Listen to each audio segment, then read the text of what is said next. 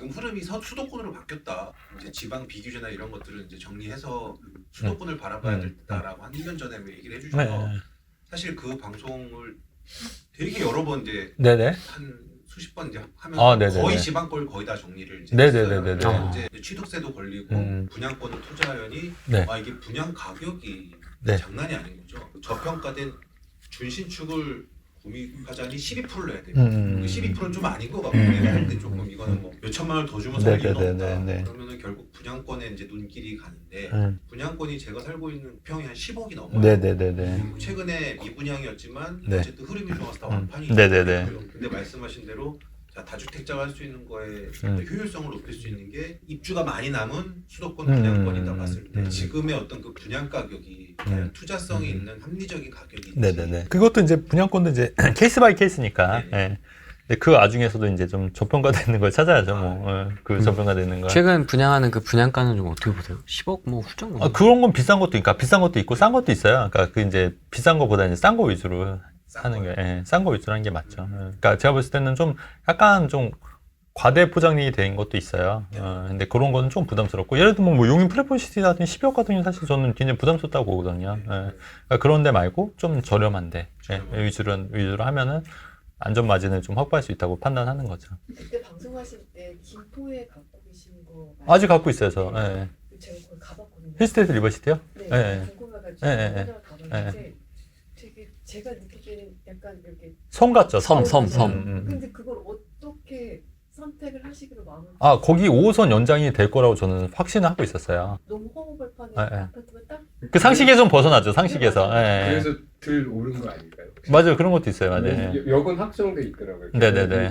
그러니까 역은 확정돼 네. 있고. 주변에 되게 논밭이고, 많고 예. 그래가지고 근데 지금 어떻게 픽을 하셨을까? 그 제가 약간 독특해요, 원래 시야가. 그래서 그날 방송을 듣고 바로 가봤거든요. 그래가지고 아 직접 가보시는 분도 계시네요. 그럼요. 방송을 예, 했더니. 그럼요, 예. 제가 그거를 2개를 샀는데 하나는 분양권 상태에서 8천만 원 이득을 보고 팔았고요. 지금 하나는 갖고 있는 거거든요. 예. 근데 생각해보세요. 거기 만약 5호선이 딱 앞에 생겨요. 그러면은 역세권 아파트인데 예. 싸죠, 그래도. 근데 왜 예정이 다 이미 돼 있었던 건데 왜 우리는 몰랐을까요? 저는 관심이 없으니까 이거죠, 관심이 없으니까. 근데 5호선 뚫리면 바로 김포공항까지 가니까. 예. 근데 물론 이제 이번에 발표, 저는 8월 말에 발표 나지 않는데 그게 좀 연기가 됐거든요. 근데 그 발표 나면 한번 보세요. 반드시 올라요. 한 1억 정도 오르거든요. 발표 나고 오르고, 그 다음에 착공하면 또 오르고, 완공하면 또 오르고. 그때 대표님이 한번 언급하셨던 네. 의정부도 한번 제가 같이 갔었거든요. 약간 비슷해요. 김포의 느낌과 좀 비슷합니다. 여기를 왜? 약간 이런 느낌의 아파트였거든요. 약간 역하고도 조금 멀리 있는데도 맞아요. 그걸 사셨더라고요. 네. 그래서 그거 보면서도 아 요런 스타일의 투자를 진짜 좋아하시는구나. 네. 남들이 잘 안 보는 거. 남들이 좋아하는 거를 네. 보통 아니, 근데 제가 볼 때 남들이 좋아하는 걸 하잖아요? 그럼 기회가 없다니까요. 그래서 그거를 아니면 비싸든지. 비싸서 기회가 없어요. 그 남들이 못 보는 거를 시야를 하는 거죠. 남들이 못 왜냐면 보는 이미 거. 알려진 거는 이미 가격이 다 비싸니까. 내가 예, 먹게 예, 예. 좋아하는 거. 그 저는 쳐다도 안 봐요, 그러니까 그런 거를. 그 다음에 제가 그 음마 갖고 있거든요. 음마 아파트. 근데 음마 사람들이 제가 살 때만 제가 4년 전에 2019년도에 샀거든요. 2019년도. 그러니까 토지거래 허가, 네네. 그래서 토지거래 허가 묶이기 전에 샀는데, 근데 그때 전문가들이 대부분이 음마는 안 된다. 그랬잖아요. 전문가 중에 음마 된다는 사람 누구예요? 요번에 조합설립 돼요. 요번에 추진위원장 뽑혔고, 아마 한두 달 있으면 조합설립 될 거예요. 거기도 나쁘지 않죠. 거기도. 나쁘지 않죠. 근데 이제 가격적인 걸 봐야 돼요. 가격적인 거. 사실 음마 같은 경우에도 저 살 때만 해도 거의 다 반대했던 것 같아요. 거기를 왜 사냐고. 근데 어쨌든 저는 뭐 실거주 할 거니까. 무주택이나 1주택 추가 아니면 갈아타기 그런 수요인데 그런 수요가 지금 계속 꾸준히 있어서 계속 지금 좀 반등이나 뭐 회복이 계속 될지가 저는 조금 네, 그럴 수 있겠네.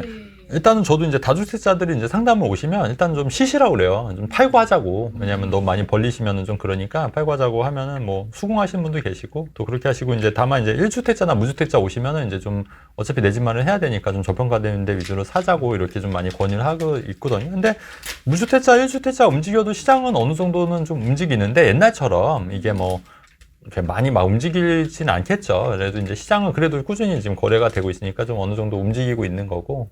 그다음에 어쨌든 좀 다주택자들이 움직이려면 아까 말씀드린 취득세 중과라든가 그다음에 양도세 어차피 이건 조정제 해제됐으니까 완화된 건 맞긴 한데 그래도 어쨌든 정부에서도 조금 더 풀어주는 게 맞는 것 같다는 생각이 들어요. 일단 취득세 중과가 좀 크긴 한 것 같아요. 전반적으로 좀 완화가 될 여지가 있는 거죠. 뭐. 근데 어쨌든 취득세도 저는 한편으로 그렇게 생각해요. 물론 이제 많이 부담이 되는 것도 있는데 어차피 그게 또 양도 차익에서 또 공제되는 것도 있으니까. 예.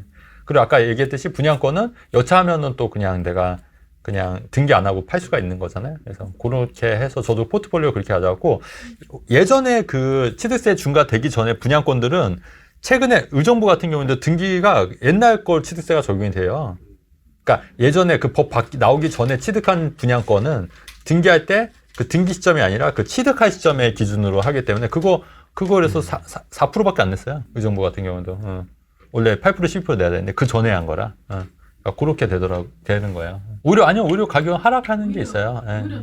예, 왜냐면 매물이 나오니까. 네네, 맞아요. 예.